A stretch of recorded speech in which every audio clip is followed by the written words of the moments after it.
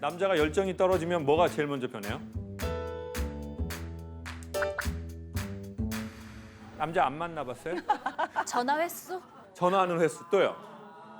스킨십. 스킨십이 줄어든다. 스킨십이 줄어든다. 스킨십이 줄어든다. 맞다. 그렇죠. 전에는 어떻게 해서든 스킨십 하려고 하다가 이제 열정이 떨어지면 되게 자기를 경건하게 깨끗하게. 경건하게. 예? 휴게소 가잖아요. 어떤 아주머님 오셔서 개그 박사님 맞으시죠? 개그 박사님. 소통 전문가래. 개그 박사. 소통 박사도 아니고 개그 박사로. 근데 이 박사 이후로 개그 박사님 처음 들어봤어요.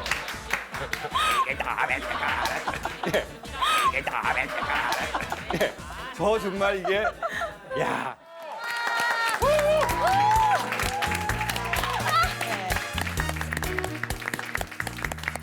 아, 인기가 엄청나네요. 감사합니다. 예. 우리 두 분은 김창옥 우리 강사님 강연 들어보셨어요? 팬입니다. 팬이에요. 팬이에요? 예, 실제로 저는 실제로 뵙는 건 처음인데 예. 워낙에 TV에서 강연하시는 걸 많이 봤고요.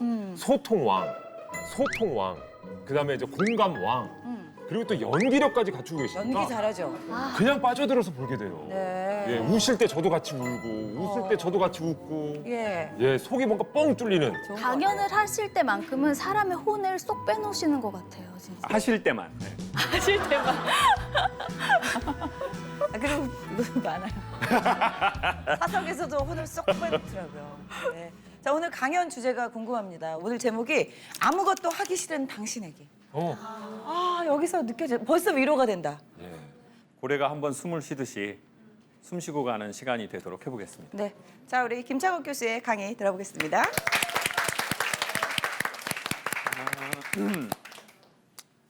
제가 어느 날 어떤 수업을 받았는데 그 수업이 되게 오래도록 기억에 남더라고요. 그게 뭐냐면 인생은 3단계가 계속 반복된다는 거예요. 1단계는 열정기. 1단계가 뭐라고요? 열정기. 열정기. 그러니까 모든 일은 보통 열정이 있어야 시작되거든요. 연애도 마찬가지죠. 그래서 남자들이 이성과 연애를 할 때 아주 열정의 호르몬이 나오는데 그때는 졸립지도 않고 별로 배가 고프지도 않고 오래 운전을 해줘도 피곤하지도 않아요. 맞아. 제가요, 실은 여기서 이런 말씀 드리는데 지금 제 아내랑 그러니까 제가 춘천에 처음 이제 방송국에 입사를 했었거든요. 그리고 와이프는 이제 서울에서 다녔고 그 경춘국도를 바래다 줬어요. 야, 그 밤마다 퇴근하면 제가 가서 데이트하고 오는 길에 또 밤에 돌아오고 그런 열정이 있어. 그 열정 제가 다닌 길이 고스란히 김일중 로가 있어요. 일중로. 예, 그 정도로 열정적이었어요. 한 얼마 정도 하셨어요? 그렇게 연애를 한 2년 2년. 그렇게를 제가 김일중 씨 다시 봤네요. 네, 그게 바로 이제 열정기죠. 사람은 열정이 있어야 뭐가 시작되거든요. 그럼 남자가 이제 여자한테 열정이 떨어지잖아요. 제일 먼저 뭐가 변하는 줄 아세요? 뭐가 변할까요? 눈빛. 눈빛. 또요. 다른 분들, 여성분들 얘기해봐요. 남자가 열정이 떨어지면 뭐가 제일 먼저 변해요? 남자 안 만나봤어요? 전화 횟수? 전화하는 횟수. 또요. 스킨십. 스킨십이 줄어든다. 스킨십이 줄어든다. 스킨십이 줄어든다. 맞다, 그렇죠. 맞다. 전에는 어떻게 해서든 스킨십 하려고 하다가 이제 열정이 떨어지면 되게 자기를 경건하게 깨끗하게. 경건하게. 예? 제가 보기엔 제일 먼저 달라지는 건 언어 사용법 같아요. 전에는 열정이 많을 때는 저 여자 중심으로 말해주고 어떻게 해야 저 여자가 좋은지를 본능으로 알아요. 그래서 뭐 예를 들어 직장 상사가 있는데 오빠, 아니 우리 팀장님 나 진짜 짜증나. 그럴 때 열정이 많으면 어떻게 해요? 야, 너 진짜 힘들어 보이는데? 오빠가 맛있는 거 사줄까? 근데 열정이 떨어져 봐요. 오빠 나 팀장님 때문에 너무 힘들어. 세상 다 힘들어. 응. 세상 다 힘들어. 그리고 팀장님은 너 때문에 힘들어. 아이씨. 되게 열받는다. 경험이 있으신 왜 팀장 걱정을 해? 내 걱정을 해야지. 이렇게 나오는 거죠. 그리고 자기 문제가 뭔지 말해줄까? 내가. 자기야, 자기는 군대를 안 갔다 왔어. 야, 진짜. 아유. 와. 화를 주먹을 부네. 조직의 특성을 전혀 몰라 지금. 그리고 마지막 말이 이거예요. 나 완전 객관적인 사람이야. 얘가 완전 객관적이야. 대박이다. 그러니까 초반에는 엄청 주관적인 사람이었잖아요. 예? 스킨십도 막 하려고 그러고. 근데 이제는 엄청 객관적인 사람이고 몸도 깨끗하게 지키려고 그러고. 거의 남이라는 거네. 예. 왜 열정이 식어버렸거든요. 열정이 식어버렸어. 열정이 식어버렸어. 그리고 뭐 오빠 나 춘천 데려다 주면 안 돼. 야 지금 대중교통 좋잖아 지금. 예? 근데 여기에서 이게 남녀 관계에서만 그런 게 아니고요. 취직할 때도 보면은 뭐 직장 상사나 임원이 물어보잖아요. 우리 회사에 합격하면 어떤 자세로 근무할 겁니까? 이렇게 하잖아요. 그러면 뭐 회사의 기둥이 되겠습니다. 막 이렇게 한다고요.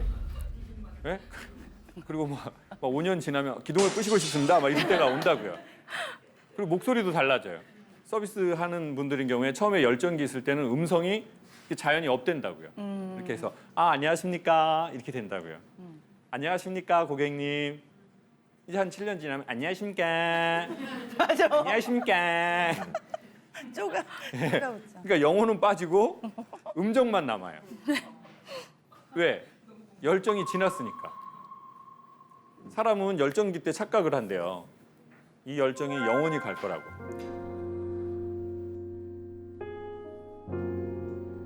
근데 우리가 이미 온갖 종류의 관계를 경험해 봤지만 열정이 영원했습니까? 떨어졌습니까? 떨어졌죠. 그리고는 뭐가 찾아가 와요? 권태. 권태라는 말이 뜻이 뭐냐면요. 전에 의미가 있었는데 지금은 의미가 없다. 되게 충격적인 말이다. 전에는 특별한 말. 저 여자가 나한테 엄청 큰 의미가 있었는데 이젠 그렇게까지 큰 의미는 아니다. 너무 충격적이다. 전에는 나한테 열정이. 이 일이 나한테 어마어마하게 의미가 있었는데 이제는 그렇게 큰 의미가 없다.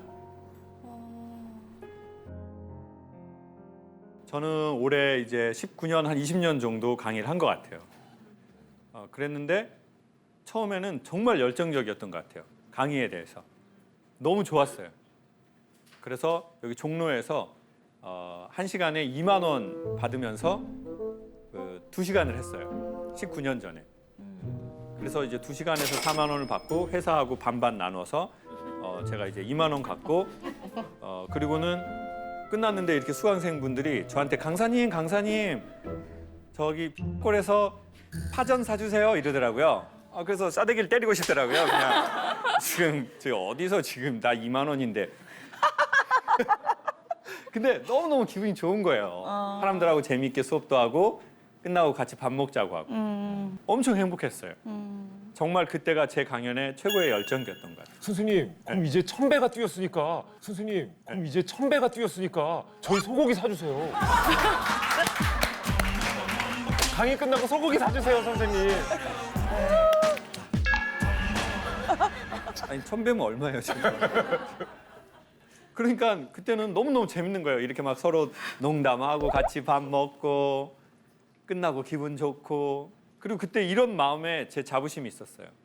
나는 집에 돈 찍어내는 기계가 있어도 난 강의를 해. 그것이 바로 천직이야. 여러분 이 일이 천직인지 아닌지를 알 수 있는 거는요. 내 집에 정말 돈을 찍어낼 수 있는 기계가 있는데 난 그래도 일할 거야. 그런데 한 10년 정도 하니까 뭐냐면 강연안의 특강은 거의 비슷해요. 근데 이제 똑같은 강연을 여기서도 하고 저기서도 해야 돼요. 그리고 또 저기 가서도 또 해야 돼요. 똑같은 내용의 강연을. 그러다 보니까 난 이미 다 알잖아요, 시나리오를. 근데 처음 한 것처럼 해야 돼요. 그러다 보니까 이게 좀 힘든 거예요, 10년 하니까. 그래서 하기가 싫은 거예요.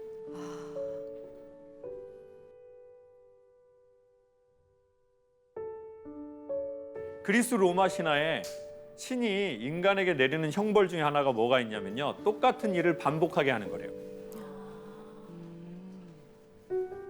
변화가 없는 거. 그냥 똑같은 거.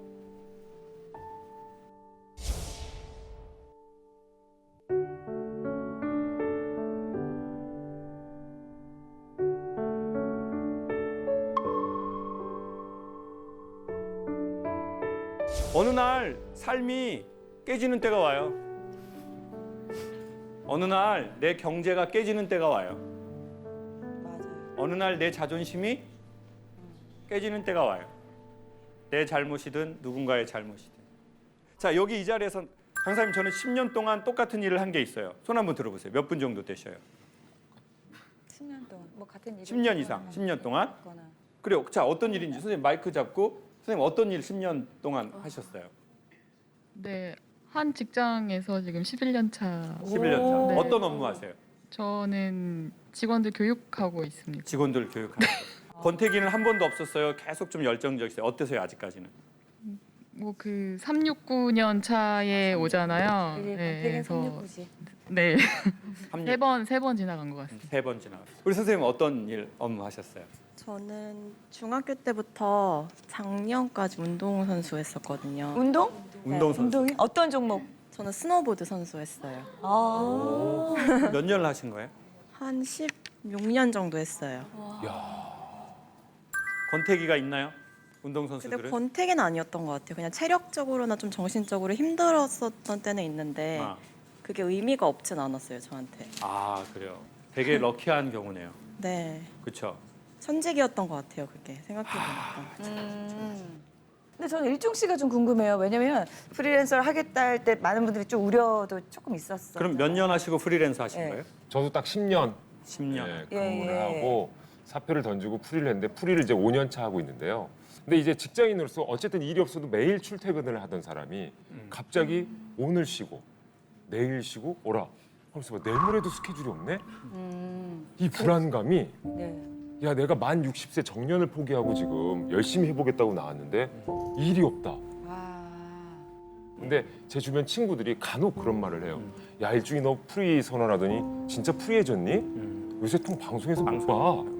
제가 지금 하고 있는 것들이 이게 접근성이 좀 어떻게 보면 좀 쉽지 않은 뭐 프로그램, 케이블 같은 것들을 해요. 저는 열심히 일을 하죠. 근데 그러니까 그런 말을 들으면 갑자기 훅훅 지쳐요. 내가 이렇게 매일 가서 열심히 일하는 거 이게 과연 내가 누구를 위해서 내가 이렇게 하고 있는 거지? 남들은 못 알아주는데 약간 이런 거 할 때 많이 지쳐요. 그게 약간 이런 생각 때문에 그런 것 같아요. 자기의 귀함을, 자기의 존재를 어디에서 확인하려고 하냐면 자기의 일로 확인하려는 게 많대요. 맞습니다. 그래서 우리는 내가 저 사람한테 되게 예의 있게 말하면서 첫 인사를 거는 게 뭐냐면 이렇게 하는 거예요. 아, 선생님 안녕하세요. 아, 요즘 많이 바쁘시죠? 아 맞아요. 이 말이 당신 되게 괜찮은 사람인데 라는 뜻이에요. 아, 선생님 바쁘시죠? 이렇게 이 사람을 인정해주는. 인정해주는. 근데 선생님 요즘에 일 없죠? 이제 시간 되죠? 이러면 뭐야? 사람을 이렇게 무시해? 나도 엄청 바쁜데. 근데 하영 씨가 서프라이즈란 프로그램을 17년을 했대요.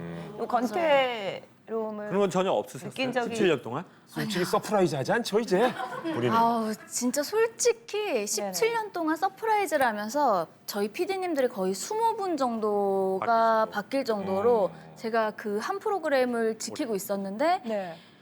한 번도 때려치고 싶지 않은 적이 없었다고 하면 거짓말이죠.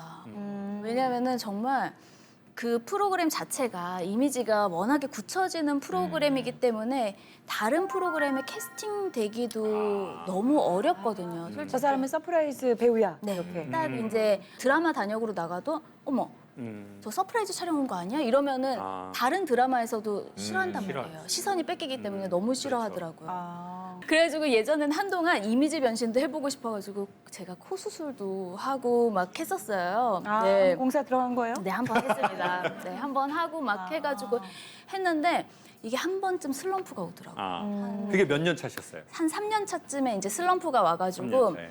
방송하면서도 어떤 감독님들은 야, 너 비호감이야. 야, 나이도 많은 게. 이런 소리까지 들으면서 아, 배우가 연기 나이로 하는 게 아니래. 그런데도 이제 근데 그날따라 또 이제 대사를 막 틀리기 시작하는데 스태프들은 밖에서 추워서 이제 떨고 있지. 이제 그때부터 자책이 시작이 되는 거예요. 아, 나 진짜 여기서 뭐 하고 있는 거지? 겨우 이것도 못 외워가지고 막 이러면서 아, 난 안 되겠다 해가지고 잠깐 쉬면서 연기 학원까지 다니고 할 정도로 또 꿋꿋하게 이제 지키면서 연기를 해왔거든요. 근데 요 근래에 한 드라마 촬영을 하면서 현타가 온 거예요. 이제 좀 아실 만한 이제 선생님들이랑 이제 드라마 촬영을 했어요. 이제 여주인공급으로 해가지고 같이 촬영을 했는데 뒤에서 제 험담을 하셨더라고요. 어린 배우들한테. 김하영이 재연 배우여가지고 우리 편성이 제대로 안 나왔다 이런 식으로 말씀을 하셨더라고요. 선배님께서. 예, 솔직히 저는 제가 그 프로그램을 하면서 제가 재연을 한다는 게 여태까지 창피하다고 생각해 본 적이 한 번도 없었거든요. 저는 그냥 17년 동안 제 일을 열심히 하면서 그냥 열심히 하고 있다라는 거 하나만으로도 잘하고 있다. 혼자서 그래 열심히 하고 있다라고 하면서 그렇게 살아왔는데 뒤에서 그것도 정말 연세 많으신 선생님들께서 그렇게 말씀하셨다는 거 아니까 이건 좀 아니다라는 생각도 들고 내가 이러려고 이렇게 열심히 살았나? 약간 이런 회의도 들고 정말 그때 많이 힘 빠졌겠다. 네, 진짜 많이 속상했어요. 네. 그러니까 그렇게 내부에서든 외부에서든 그런 일이 있을 수 있잖아요. 그럼 되게 힘이 빠지거든요. 네. 그럼 강의를 되게 재밌게 하려면 제가 되게 이렇게 정석적인 목소리만 내면요 재미가 거의 없어요. 이렇게 안녕하세요 김창옥입니다.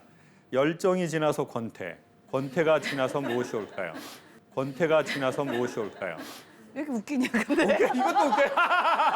이제는 경지에 이르렀구나. 와우. 이거 봐, 이거 봐, 이거 봐. 이거 봐, 이거 봐. 이거 봐, 이거 봐, 와우. 이거 봐. 에? 아니, 그것도 웃겨. 휴게소 가잖아요. 어떤 아주머님 오셔서 개그 박사님 맞으시죠? 개그 박사님.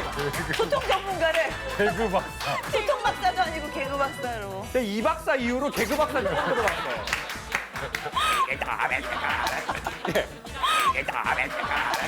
예. 저 정말 이게 야. 예. 근데 강의 초반에는 제가 나이도 어린 친구가 30에 강의 시작했으니 저는 그 인가받지 않은 강사였잖아요. 그러니까 보통의 분들은 대학 교수님이 되셔서 기업에서 강의를 하셨어요.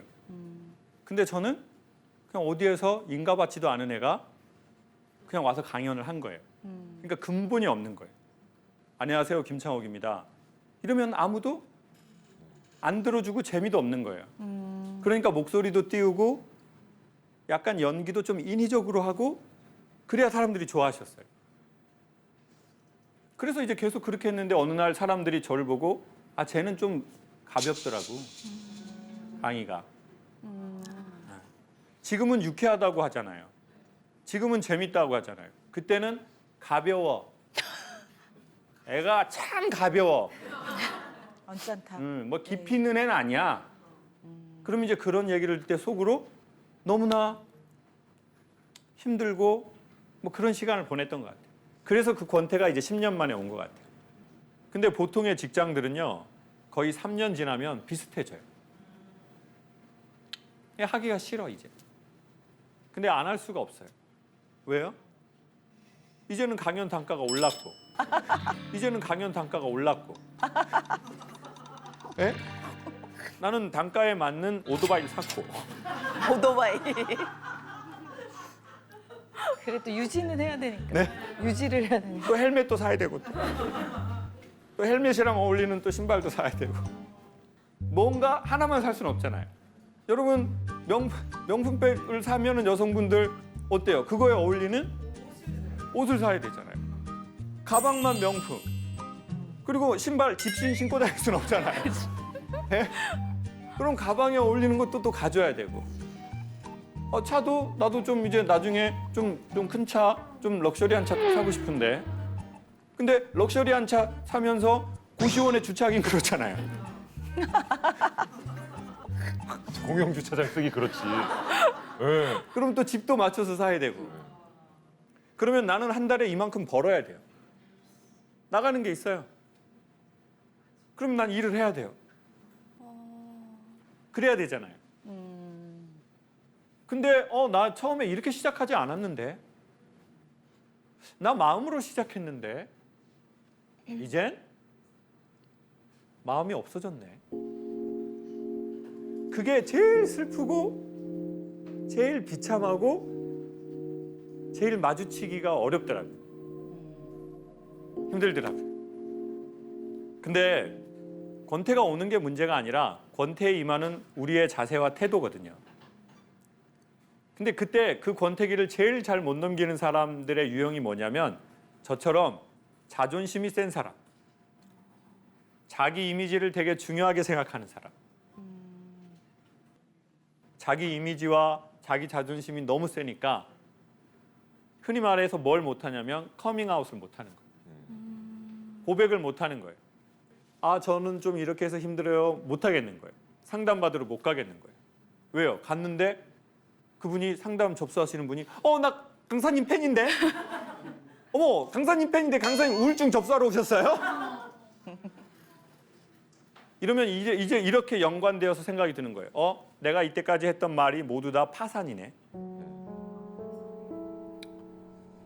내가 이때까지 했던 말 가치 없고 영양가 없는 거고 말도 안 되는 소리를 했다는 것을 내가 여기서 인정하는 것 같은 거예요. 근데 나중에는 정신이 힘들어지면 잠이 잘 안 오더라고요.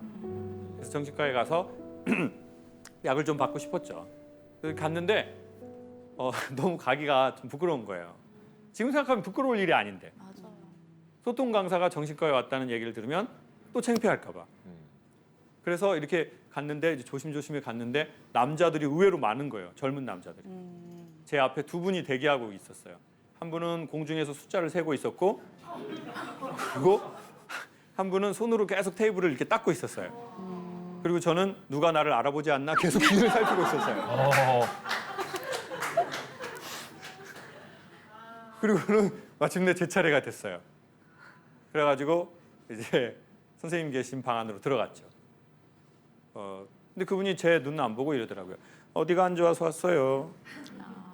사무적인 말. 네.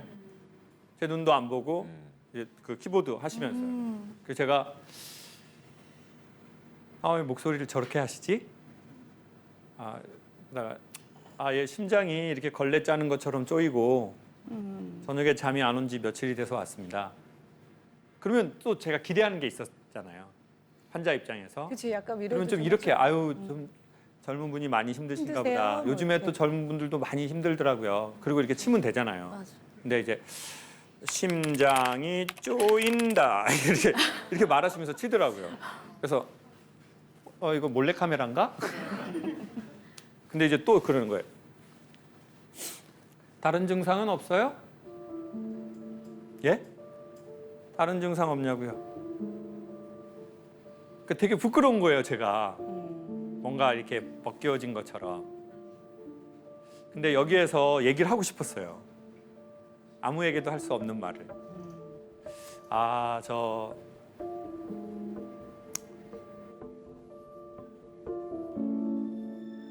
뭐 그러면 안 되지만 목숨이 두 개면 하나는 애들이 아직 어려서 남아 있어야 되고 하나는 이쯤에서 정리를 하고 싶습니다. 죽고 싶다. 그래서 선생님 계획이 바뀌었습니다. 선생님을 먼저 없애고 나서 제가 죽는 걸로. 선생님 지금 계획 바뀌었습니다. 라는 말이 정말 여기까지 올라오는 거예요. 그리고는 약을 딱 받았는데 몇 번 먹었거든요. 근데 이제 선생님에 대한 신뢰가 없고 기분이 나쁘니까 기대도 없구나. 뭐 효과가 하나도 안 나타나는 거예요. 그리고는 어떻게 어떤 노 신부님, 은퇴하신 신부님이 있는데 그분께 상담을 받으라는 거예요. 누가 소개를 해줬어요. 제가 좀 어려운 제 사정을 얘기를 했더니. 그래서 몰래 찾아갔어요. 나이가 정말 많으시더라고요. 머리가 백발이시고 하얀 옷 입고 계시고. 그러더니 저한테 딱 그냥 현장에 가자마자 바로 질문을 하시더라고요. 문제가 뭐야? 신부님이에요, 도사예요? 신부님. 도사님 아니고 문제가 뭐야? 도사님 아니고 문제가 뭐야? 그러시더라고요. 그래서 제가 강의를 재밌게 해야 되는 강사인데 저는 사는 게 재미가 있지는 않습니다. 이랬어요. 그랬더니 그분이 딱 한마디만 하시는 거예요. 뭐라고 한 줄 아세요? 침묵을 배워. 침묵을 배우래요. 그래서 제가 다시 이렇게 말씀드렸죠. 강의를 재밌게 해야 되는 강사가 침묵을 하면 어떻게 합니까? 그랬더니 젊은 친구가 아무것도 모르는 소리를 한다는 거예요. 자존심의 꽃이 떨어져야 인격의 열매가 맺혀. 겸손히 받아들여. 무당 아니에요, 무당 아니에요. 아, 톤을 잘못 잡았어. 톤을 잘못 잡았어. 죄송해요. 나 연기력 부족. 죄송해요. 난 연기하고 다녀야 되는데. 도사님이나 점쟁이 죄송해요. 예. 근데 그때는 제가 그 말이 너무 저한테 다가왔어요. 자존심의 꽃이 떨어져야 인격의 열매가 맺힌다는 거예요. 사람이 자기 잘난 맛에서요, 그게 떨어져야 비로소 그 사람이 인격적으로나 성품이 뭔가 생기는 게 있어요. 우리가 지나보면 알잖아요. 내 잘난 맛으로 살았을 때 내 인격과 맞아. 내 잘난 맛이 떨어지고 내 자존심의 꽃이 떨어졌는데 거기에서부터 아주 작게 시작된 인격과 성품의 열매가 있어요. 나는 알아요. 그 차이를. 그게 있다고요. 예. 그러니 이 모든 것의 시작은 너의 자존심의 꽃이 떨어지는 것이다. 그러니 네가 말을 너무 많이 했으니 젊은 날부터 그래서 침묵. 너도 침묵을 배워라. 그 안에서 무언가를 네가 배울 수 있을 것이다. 그리고는 프랑스에 있는 수도원을 소개해 줄 테니 들어가라는 거예요. 네? 그래서 제가 똑같은 반응을 보였어요. 저 프랑스 말을 못합니다. 그랬더니 프랑스 말을 못하기 때문에 프랑스에 가면 침묵이 될 거라는 거예요. 그래서 그해 겨울에 저는 프랑스로 처음으로 들어갔어요. 야. 진짜. 리옹에서 다시 또 가면 마콩, 산으로 들어가서 일주일, 2주일, 한 달, 2달 거기 있다가 올 수 있는 그런 곳이 있더라고요. 되게 마음의 병이 심했었구나. 거기까지. 엄청 심했죠.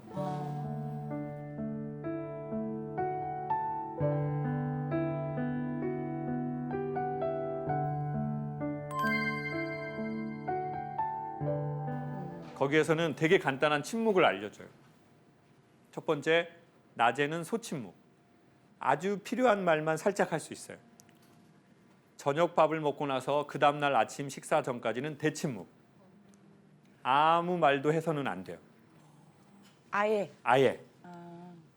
근데 태어나서 그렇게 말을 안 해본 적이 거의 없잖아요. 강사하고 나서 주댕이래. 그 말을 얼마나 많이 했어요. 예? 이거 했잖아요. 근데 이제 거기에서는 저는 낮에도 밤에도 대침묵이에요. 그냥 프랑스 말을 모르니까 낮에도 침묵, 밤에도 침묵, 또 낮에도 침묵. 근데 그렇게 되면 어떻게 되는 줄 아세요, 여러분? 갑자기 그렇게 침묵하는 생활을 하면요, 내 안이 더 시끄러워져요. 생각이 많아지셔서.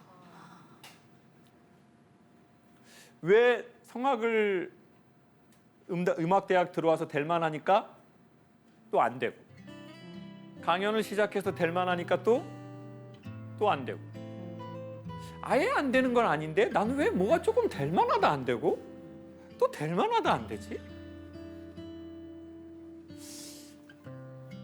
그리고는 이렇게 겨울 포도밭 앞에 이렇게 언덕백에 앉아 있었어요. 일주일이 지나고 열흘 가까이 돼가 되니까 사람이 먼지가 떨어지듯이 생각이 이렇게 바닥으로 떨어지더라고요. 그때 소리 없는 한 소리를 들었어요. 그리고 제 우울증이, 제 권태가 거기서 나왔어요. 그 한마디에.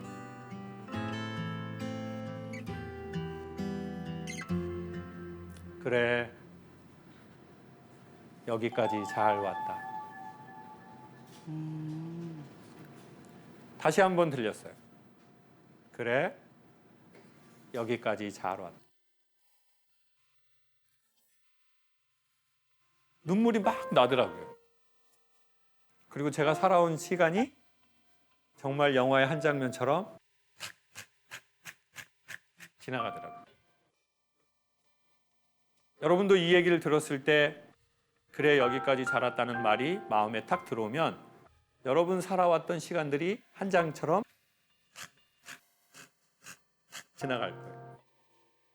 뭔가 되게 잘 돼가다가 갑자기 안 되고, 으쌰으쌰해서 열심히 해보자고 했는데 또 안 되고, 열심히 프로그램을 촬영하고 죽기 아니면 살기로 촬영하는데 뒤에서는 또 재연 배우라는 말을 듣고 나도 열심히 안 산 건 아닌데 나도 누구보다 열심히 살았는데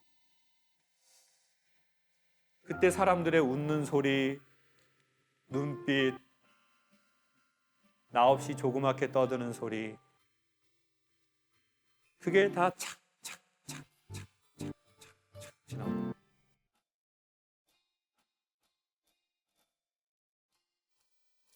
아나운서가 돼서 너무 기뻐했던 그날 프리랜서를 해야 되겠다고 고민했던 그날 나오려고 했을 때 그 두려움과 설레임, 기대, 걱정 그래? 여기까지 잘 왔다.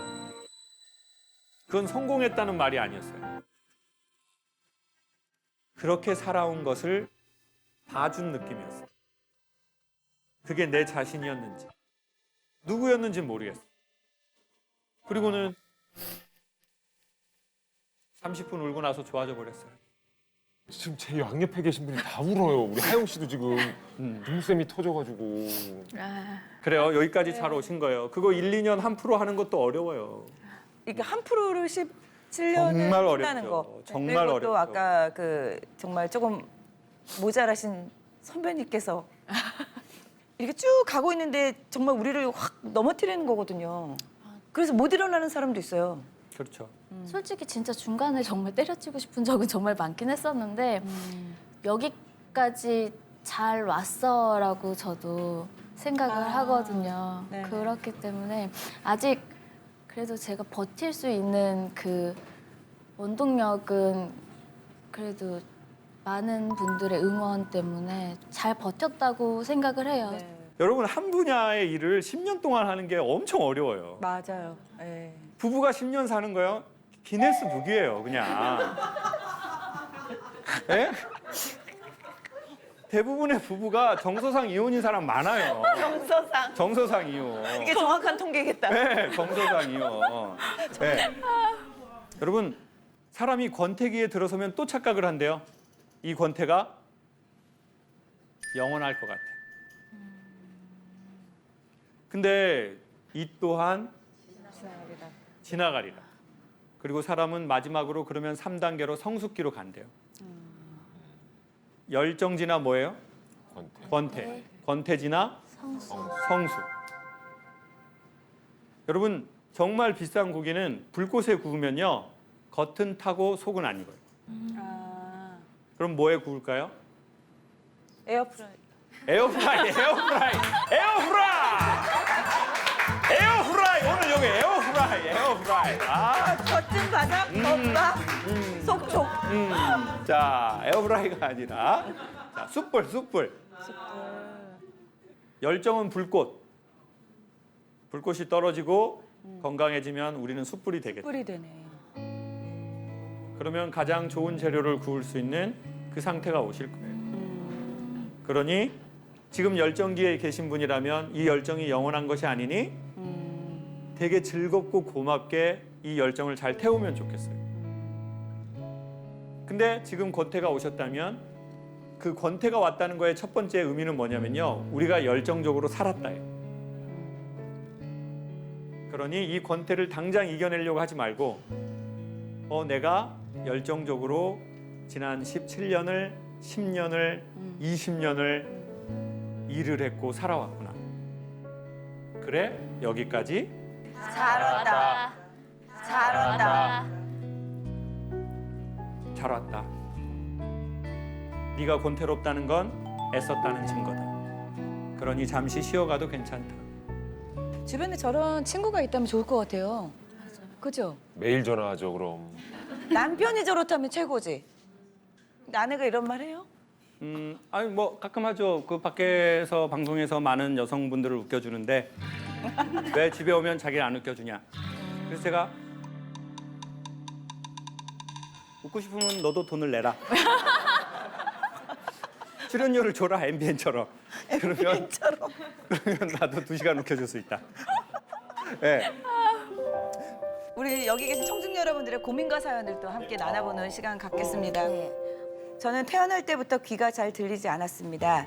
귀 속 뼈와 근육이 발달이 더뎌서 청력이 일반인의 절반 수준이었어요. 그 이후로 어릴 때는 따돌림을, 직장에서는 어려움을 겪었습니다.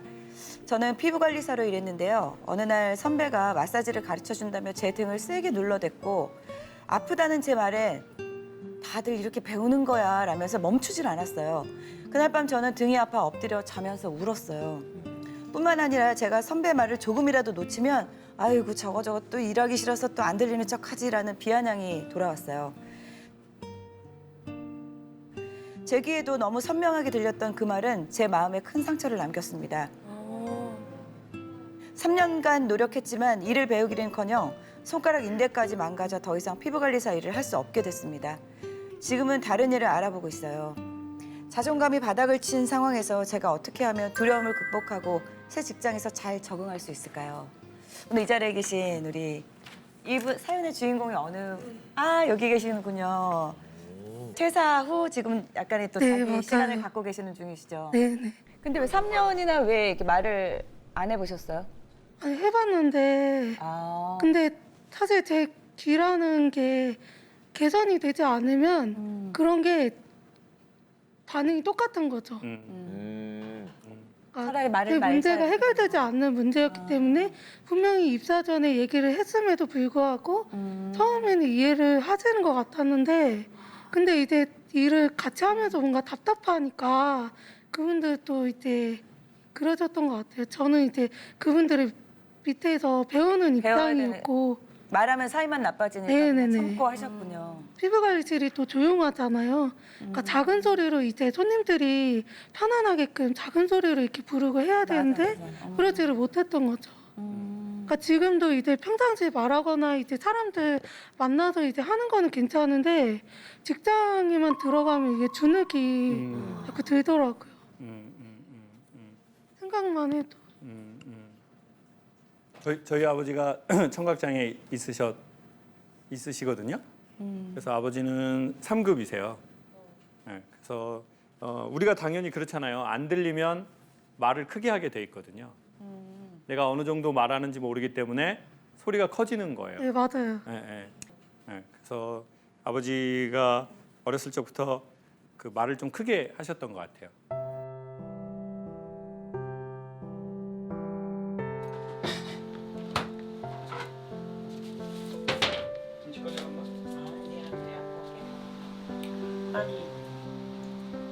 서울대 병원에서 서울대 병원 검사해보면 좋겠어?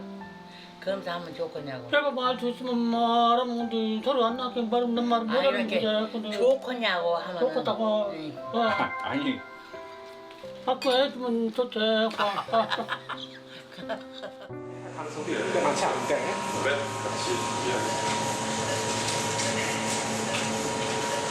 좀 크게 쉬세요. 좀 크게. 네.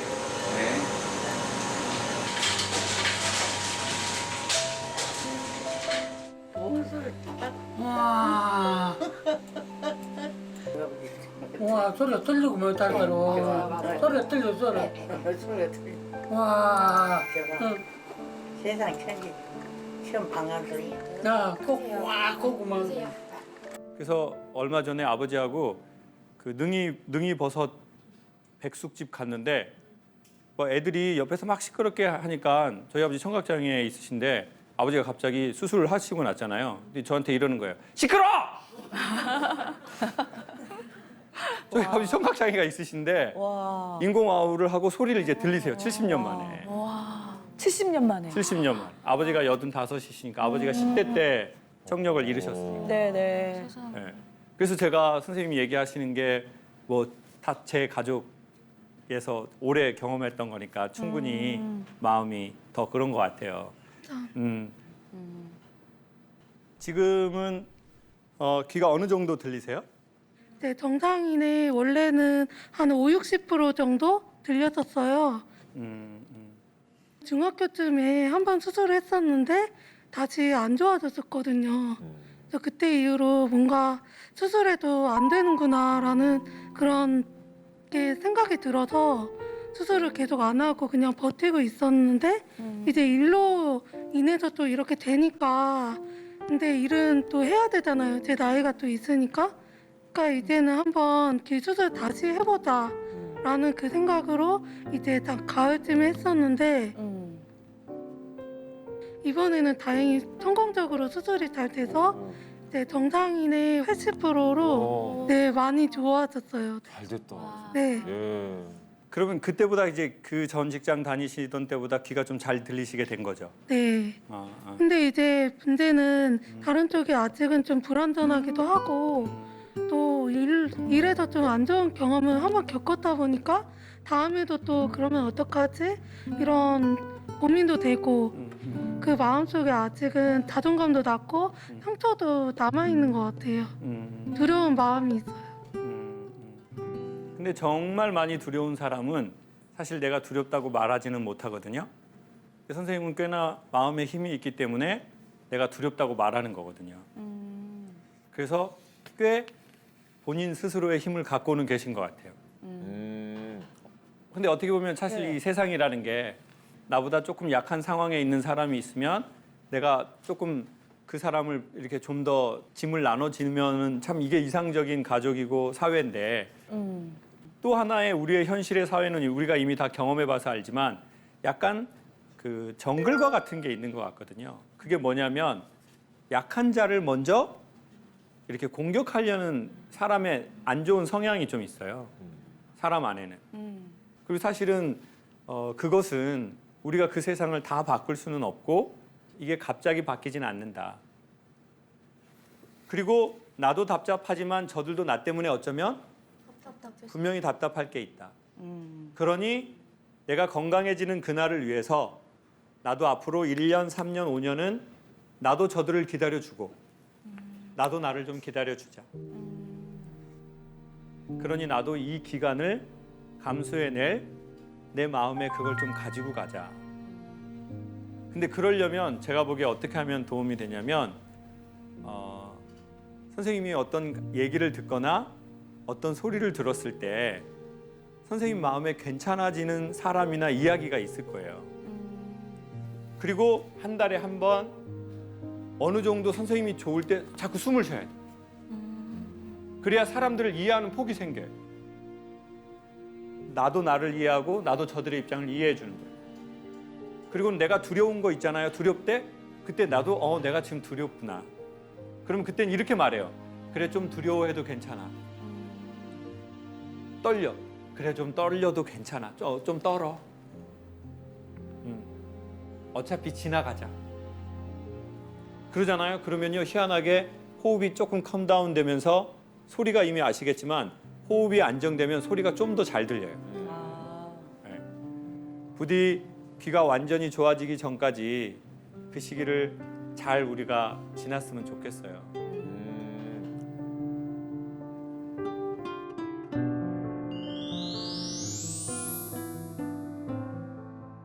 마지막으로 제가 요거 하나 소개하겠습니다. 사람의 스트레스 물질은 근막에 붙어 있다라는 학자들의 의견이 있어요. 근막, 근육을 둘러싸는 하얀 막. 근데 이게 언제 녹냐면 온도가 1도 올라가면 녹더래요. 그래서 운동을 해도 온도가 올라가서 녹고 사우나에 가도 녹고 그리고 또 하나는 허그를 해줘도 그게 녹기도 하더래요. 그래서 저는 부부 세미나를 하잖아요. 항상 마지막은 서로 안아달라고 해요. 그러면 남편들이 우리가 부부인데 이게 좀 적절하지 않은 것 같다. 어떻게 생각하냐 김 선생? 우리가 부부인데 서로를 이렇게 하는 자체가 적절하냐? 그래서 선생님 그럼 어떻게 하시길 원하냐고 제가 여쭤봤더니 경례는 가능하다. 그때 코로나 때도 아니었어요. 그때 코로나 때도 아니었어. 네? 그때 대면해도 되는 때였는데 그때도 비대면 부부끼리. 자, 우리의 몸에 힘들었던 기억은 녹지 않는 한 남아 있습니다.